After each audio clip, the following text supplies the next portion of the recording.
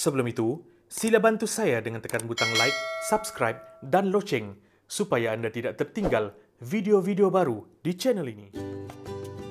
Assalamualaikum dan salam sejahtera adik-adik. Kembali lagi bersama saya Cikgu Zack.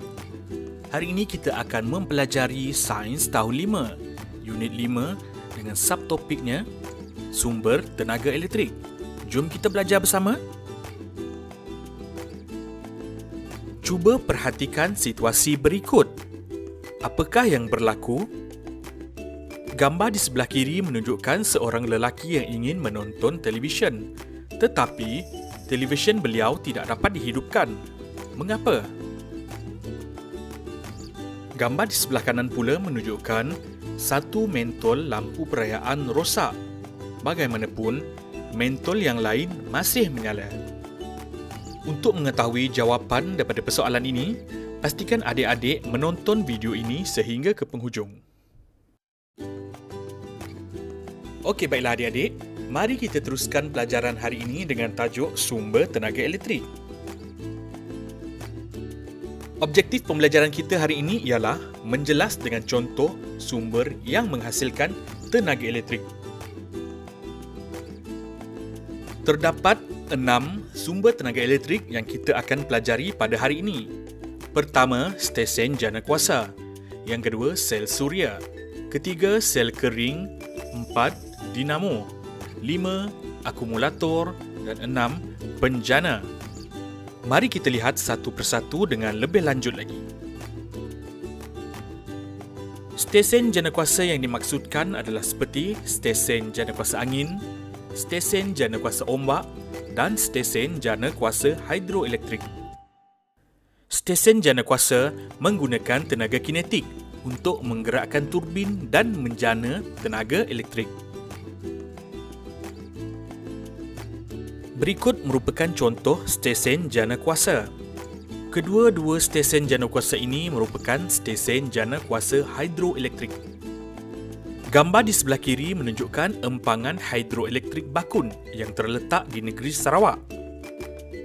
Gambar di sebelah kanan pula menunjukkan empangan Kenyir yang terletak di negeri Terengganu Darul Iman. Selain itu, tenaga elektrik juga boleh didapati daripada sel suria. Sel suria menukarkan tenaga cahaya matahari kepada tenaga elektrik.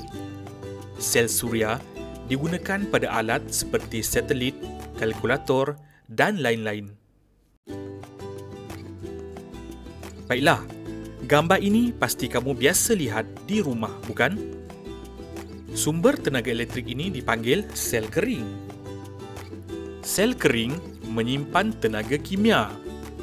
Tenaga kimia bertukar kepada tenaga elektrik dan menggerakkan alat seperti kereta mainan. Sel kering sering digunakan kerana saiznya kecil dan mudah dibawa.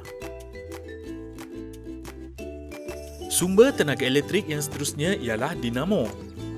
Roda basikal yang berputar akan memutarkan roda pada dinamo. Dinamo menukarkan tenaga kinetik kepada tenaga elektrik.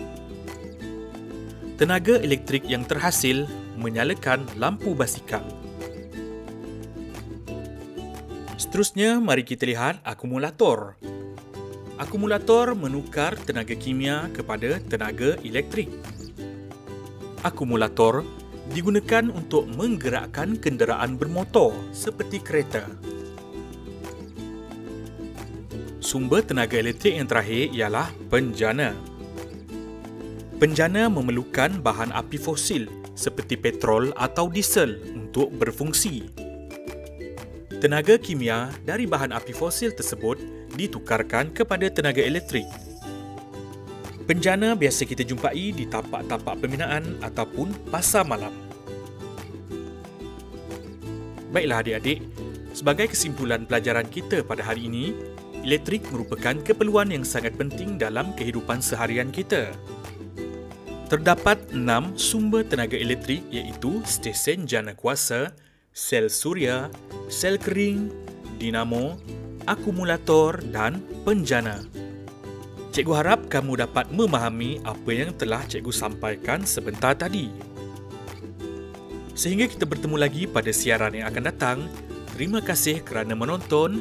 Selamat belajar dan jumpa lagi.